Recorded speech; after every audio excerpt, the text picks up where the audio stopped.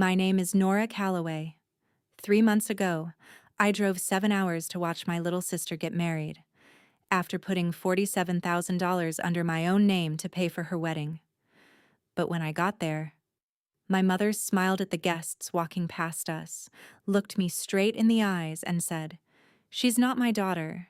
She's my niece. She's at the wrong wedding." And then she told me to leave. 3 days later, she called me, not to apologize, not because she felt guilty, but to ask me when I was going to pay the remaining $50,000 bill.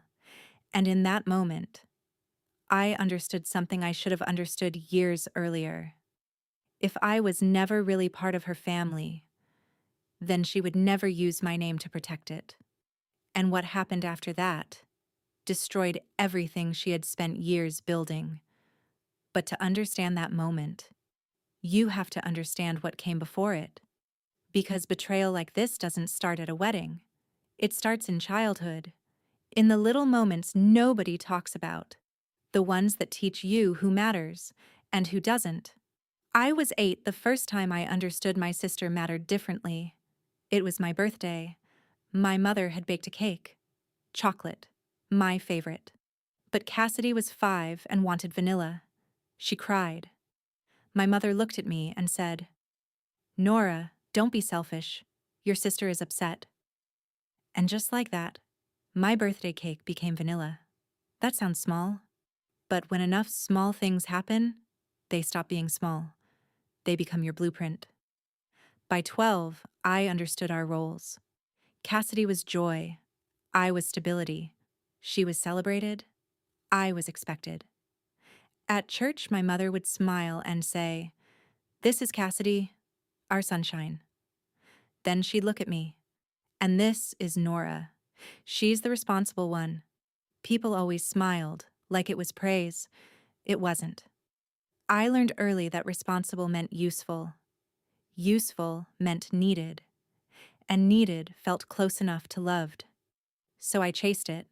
I got straight A's, helped around the house, watched Cassidy after school, did the dishes, handled errands. And when Dad got sick for the first time when I was 17, I became the extra adult. Earl had heart surgery. Recovery was brutal. Sandra was overwhelmed. Cassidy was too young. So I stepped in. Hospital runs, pharmacy pickups, insurance calls, cooking, cleaning, school, work. Nobody asked. I just did it. Because that's what I did. I handled things. And the more I handled, the more everyone expected me to. By 22, it was normal. If there was a crisis, call Nora. If there was a bill, ask Nora.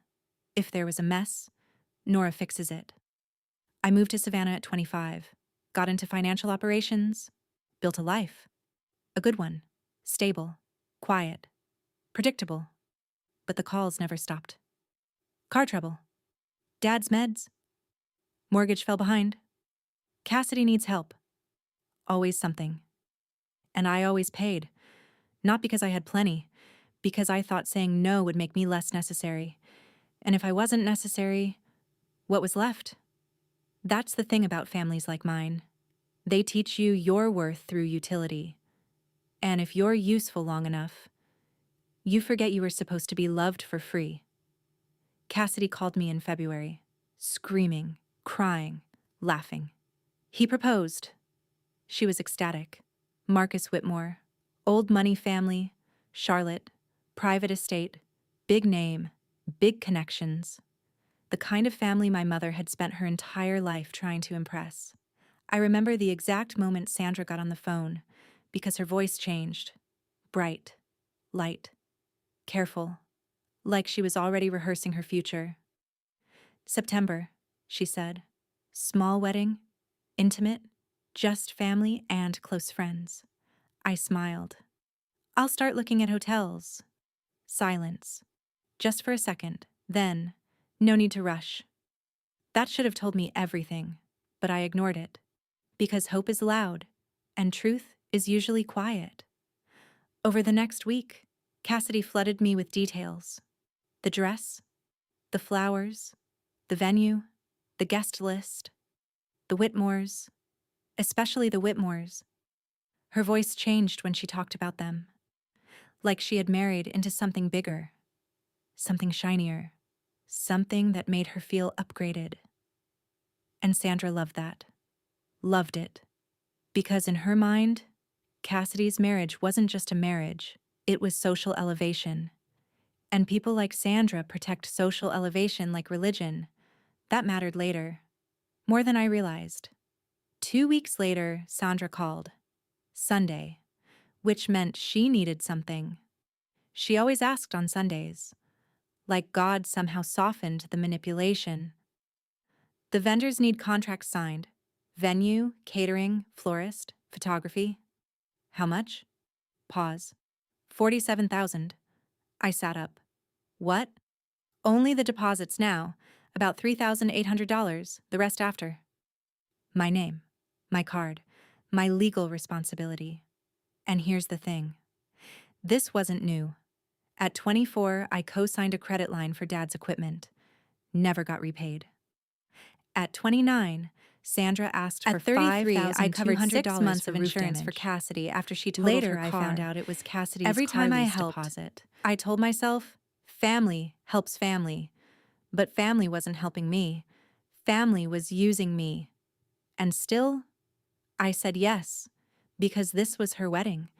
Because maybe, just maybe, this would be the thing that made me feel included. So I signed every contract, every line, every trap. And I didn't know it yet. But I had just funded my own humiliation. March turned into April, April into May, and the wedding kept growing. Without me. At first I told myself it was normal. People get busy. Weddings are chaotic. But then, little things started stacking. And little things are where truth hides. Cassidy accidentally added me to the wedding group chat once. 7 minutes. That was all. Long enough to see bridesmaid dress polls, venue walkthrough photos, table arrangements, bachelorette plans, inside jokes, 23 unread messages before I even opened it. And my mother writing, "Girls, don't forget Saturday at 2. Girls. Plural. Not me. 7 minutes later, I was gone. Cassidy texted, "Oops, LL, wrong chat." Wrong chat, right credit card. I stared at that message longer than I should have, because something about it hurt more than it should have. Not because of the mistake, because of what it confirmed. There was an entire world forming around this wedding, and I wasn't in it. I called Cassidy that night. "Hey, what's the dress code?" "Oh, I'm not sure yet. Do you want me to do a speech?" Pause. "Maybe. Mom's handling all that." Mom's handling it.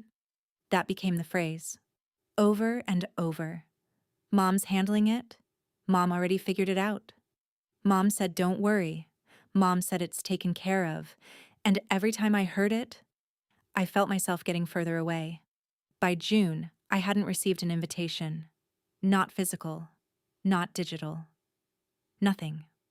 So I asked. Sandra laughed. "Oh, honey, it's family. You don't need an invitation." That should have been enough. It should have been. But I wanted so badly to believe I belonged that I accepted scraps as proof. Then came the bridal shower. I found out through Instagram, 20 women, white dresses, champagne towers, custom cookies, matching robes. My mother standing in the middle of it all, hands on Cassidy's cheeks. Caption: "The women who shaped me. I wasn't there. Wasn't invited. Didn't even know it happened. I remember sitting on my couch staring at that photo, zooming in, looking at faces, trying to understand if maybe there was some reason. Maybe it was small. Maybe last minute. Maybe, but no. It was planned. Beautifully. Carefully. And I was never considered. That night, I called Aunt Margot. "Did you know about the bridal shower?" Silence. Then, "I assumed you were there." That hit hard, because even she thought I belonged. That's the thing. From the outside, it looked like I was part of this family. Only from the inside did you know I wasn't. 2 weeks before the wedding, I bought the dress. Dusty rose, floor length, elegant, simple. I spent $310. Too much. More than I should have. But I wanted to look right. That sounds pathetic now. But at the time, it mattered. Because if you spend your whole life trying to fit into spaces that reject you, you start believing the problem might be presentation. Maybe if I looked better, acted better, showed up better, they'd finally keep me. I tried that dress on 3 times, stood in front of the mirror, imagined the wedding, my sister smiling, my mother introducing me proudly, my father hugging me. I rehearsed moments that would never happen. That's one of the cruelest parts of betrayal. The fantasy dies too, not just the relationship. I left Savannah before sunrise, coffee in one hand, dress in the back seat, speech folded in my purse, a handwritten card, and a $1,000 honeymoon check. Because even after everything, I still showed up generous. That's what kills me now. The AC was broken. 7 hours. Georgia heat. Windows cracked. Hair sticking to my neck. Sweat in my palms. And too much time to think. I replayed everything. The bridal shower, the group chat, the distance, the coldness, and I kept fighting my own instincts. No, I'm overthinking. No, it'll be fine. No, this is family. 2 hours before Charlotte, I texted Sandra. Almost there. So excited to see everyone. Need me to bring anything? 45 minutes later. We're all set. See you tomorrow. That text felt wrong, cold, like I was already too late for something I didn't understand. At a gas station outside Charlotte, I sat in my car for 10 minutes. Air off, engine off, just sitting, staring. My stomach was tight, my chest felt heavy, and for one brief second, I almost turned around. I should have, but hope is addictive, and I wasn't ready to quit.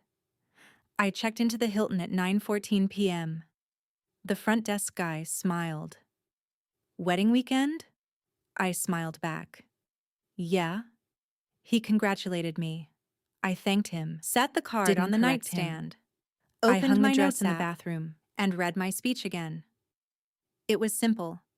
About when Cassidy broke her wrist at 7. How I stayed 16 hours with her at the hospital while Mom went home. How I kept telling her stories until she fell asleep. I wanted to remind her that I had always been there, always. I practiced it out loud, twice, then checked the contracts, again. Magnolia Grove, Hargrove Catering, Petal and Stem, Callahan Photography, $47,000. Every balance due Thursday. My name, my liability, my trust. I went to sleep telling myself, tomorrow changes everything. I was right. Just not the way I thought. Saturday, 2:15 p.m., Magnolia Grove Estate. 16 acres. White columns. Willow trees. Perfect gardens. Everything looked exactly like the photos I had seen online. The same photos I looked at when I paid the deposits. The parking lot was already filling. People laughing. Walking in. Dressed beautifully. Families. Couples. Friends. Belonging. I sat in my car for a minute, fixed my hair, smoothed my dress, picked up the envelope, and walked. Halfway to the entrance, I saw my father, standing near the doors, talking to someone. He looked up, saw me, and his face changed. Recognition, then panic, then guilt. And then, he looked down, turned, and walked inside. He didn't wave, didn't smile, didn't wait, didn't come back. That was the first betrayal. And somehow, it hurt more than what came next. Because Dad had always been quiet, but quiet can still be betrayal. I kept walking. The gravel shifted under my heels. Then the doors opened. Sandra stepped out. Gold dress, pearls, perfect hair, perfect smile. like she was part of the venue itself. She blocked my path. Hands folded. Calm. Controlled. Like she had been waiting. And now I know. She had. Nora. Flat. Cold. Mom. I smiled. You look beautiful. She didn't smile back. You need to leave. For a second, I actually looked behind me, thought maybe she meant someone else. What? This is a private event. You're not on the guest list. My chest tightened. I drove 7 hours. That was your choice. That line hit like a slap. I signed every contract for this wedding. This isn't about money. Then what is it about? She leaned closer, lowered her voice. Cassidy wanted a certain atmosphere. Certain family complications would make things harder. Family complications. That's what I was. A complication. Not a daughter. Not family. A problem. And then the doors opened again. A woman stepped outside. Tall. Elegant. Silver hair. Sharp posture. Patricia Whitmore. Marcus's mother. She smiled. Sandra? Everything all right? Sandra changed instantly, like flipping a switch. Bright. Warm. Charming. Just a small mix-up. Patricia looked at me, curious, measured. And who are you? And then Sandra said it. Clear. Effortless. Without hesitation. This is my niece. She got the wrong wedding. My niece. Not daughter. Niece. I felt my entire body go cold. Patricia smiled politely. Oh, that's unfortunate. And went back inside. Sandra turned to me, and I said, Your niece? She didn't answer. How long have you been doing this? Silence. How long have you been telling people I don't exist? Her eyes darted around. Not ashamed?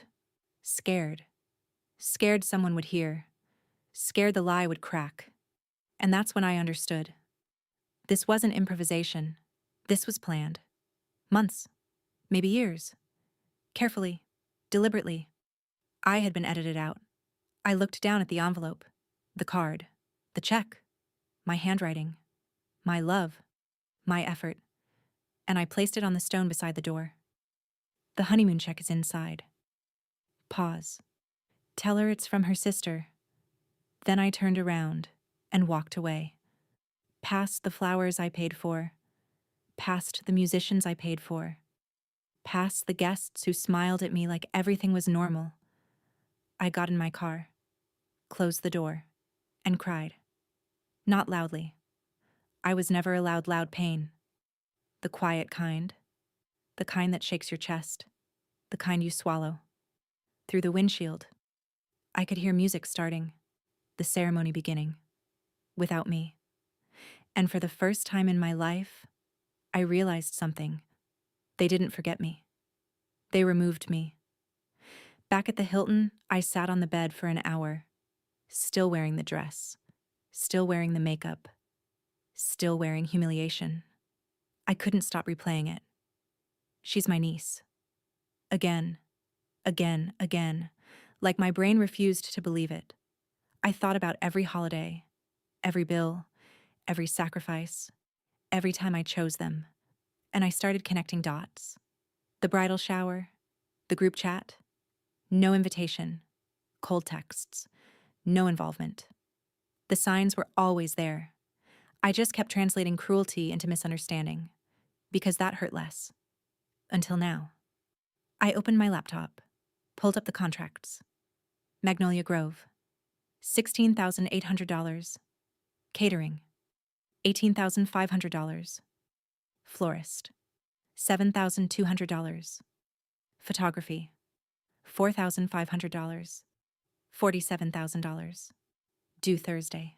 My name, my card, my debt. And suddenly it hit me. I wasn't just excluded. I was expected to fund my exclusion. That changed everything. Not because of the money, because of what it meant. I called Margot, and for the first time in my life, I told someone everything, every detail. The door, the lie, Dad walking away, the check, the silence. When I finished, Margot said, "Do not pay another dollar." And for the first time, someone said it clearly. What they did to you was evil. Not complicated, not messy, not unfortunate. Evil. And hearing that set something free in me. Sunday morning, 6:47 a.m. My phone buzzed. Cassidy posted the wedding photos. 38 of them. I looked through every single one, smiling, dancing, kissing, toasts, family portraits. My mother laughing, Patricia hugging her, Dad smiling, like none of it happened, like I didn't exist. Then I saw the caption, "Best day of my life, surrounded by everyone I love." I stared at it, and something inside me broke. Not from sadness, from clarity. Then 4 invoices hit my inbox. All due Thursday, $47,000.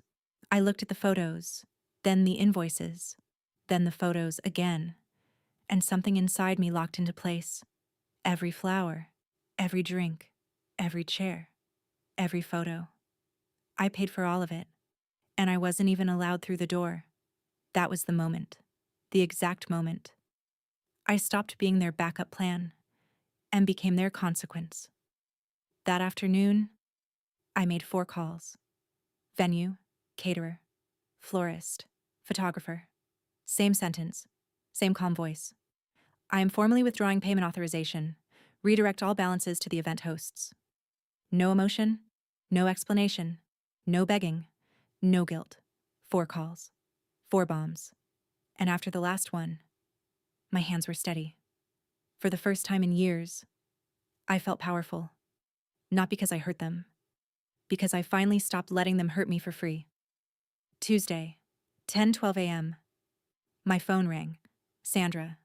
I let it ring twice, then answered. Nora. Her voice was soft. Too soft. That fake softness she used when she needed something. The venue called me. Okay. They said you removed payment authorization. I did. Silence. Then, the balance is $47,000. I know. Then why would you do that? That question almost made me laugh. Why? Like she genuinely didn't understand. Because I wasn't invited to the wedding I paid for. Long silence. Then, you're making this bigger than it needs to be. There it was. Not remorse. Management. Damage control. You called me your niece. I was handling a social situation. By pretending I wasn't your daughter? Nora. No. Tell me. How long have you been doing that? Silence. Real silence. That told me everything. Not once. Not twice. This was a pattern. Years long. Maybe every time I wasn't around. Your father's blood pressure is very high. There it was. Her oldest weapon. Guilt. Always guilt. But something in me had changed. That's between him and his doctor. She inhaled sharply, like she couldn't believe it didn't work. Then, you're tearing this family apart. And for the first time in my life, I answered honestly, no, I'm just refusing to hold it together alone anymore. And I hung up. The next morning, Cassidy called. Crying, barely breathing. Nora, please. Please don't do this. Do what? Marcus is freaking out. The vendors are calling. His parents know. Everybody knows. I stayed quiet. She kept crying. Please, we can figure something out. Did you know? Silence. Too long. Did you know Mom was going to turn me away? Her breathing cracked. She said it would be easier. There it was. Truth. Ugly. Small. Cowardly. But truth. And you let me drive 7 hours? No answer. You let me buy a dress? Write a speech? Bring gifts? She cried harder. I didn't think she'd actually do it. That's not an answer. And it wasn't. Because the truth was, she knew enough. Enough to warn me. Enough to stop it. Enough to choose. And she chose herself. Like she always had. Can we please just talk about the money? That sentence, that one sentence, told me everything. She wasn't calling for me. She was calling for the invoice. When you're ready to talk about what you did to me, not what this costs you, call me back. And I hung up. Marcus confronted Cassidy that night. Hard. No softness, no excuses, no room to hide. You have a sister. Cassidy froze. Marcus. A sister who paid for this wedding. Silence. A sister your mother erased. A sister you let drive here knowing she could be humiliated. Cassidy cried. But Marcus didn't fold, because now he knew. His whole marriage had started with a lie. Did you know? Silence. Then. I knew Mom wanted distance. That's not what I asked. Long pause. Then. Yes. That was the end of something. Not the marriage, not yet. But the illusion. Marcus looked around their apartment. Wedding gifts, flowers, suit bags, unopened champagne. Everything new. Already broken. The honeymoon was canceled the next your family morning. conned us. Italy became Cassidy debt. cried. $47,000 financed. Then what was it? 5 years. She had no answer. Every payment a reminder. Because there wasn't one. And Marcus moved into the guest room. Not divorced, but not untouched. That kind of crack doesn't disappear. It waits. Patricia Whitmore called Sandra herself. And from what Margot told me, it was brutal. No yelling, no screaming. The wealthy rarely scream. They cut. Clean. Precise. You lied to my family. Sandra tried her usual. Complicated. Distance. Family tension. Patricia interrupted. Your daughter financed this wedding. Sandra corrected her. Nora and I have a complicated... Don't do that. Patricia's voice went cold. Do not insult my intelligence by trying to reframe abuse as complexity. That line spread. Because Patricia told people, and when wealthy women tell stories, people listen.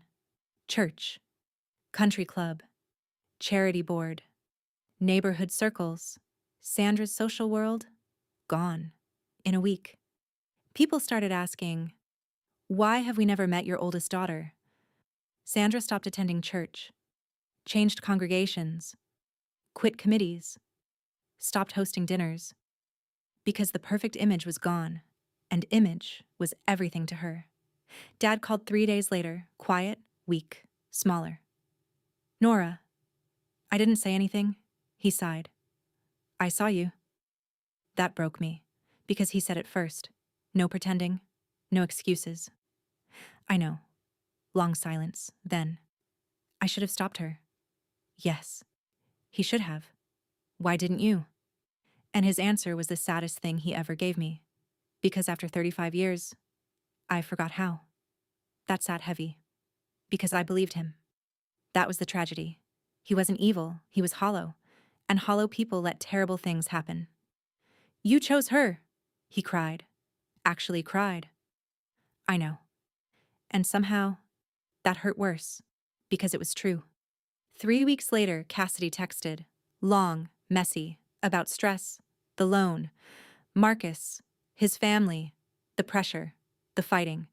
At the very end, can you help with some of the payments? I swear I'll pay you back. You're my sister. I love you. I read it 3 times. Looking for, I'm sorry. I was wrong. I should have stopped it. Anything. Nothing. Just consequences. Not accountability. So I wrote. I spent my whole life confusing love with usefulness. I don't do that anymore. When you want to talk about what happened to me, not what this cost you, I'll listen. She never replied. 6 months later, I got promoted, started therapy, stopped answering family crisis calls, and learned something brutal. If someone only values you when you're useful, they do not value you. They value access.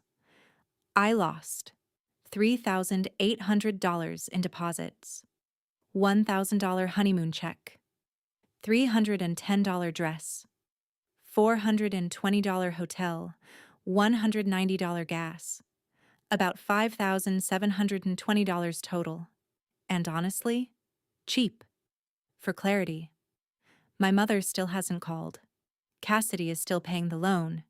Marcus still sleeps in the guest room. Dad sent me an email. One sentence. You were never the problem.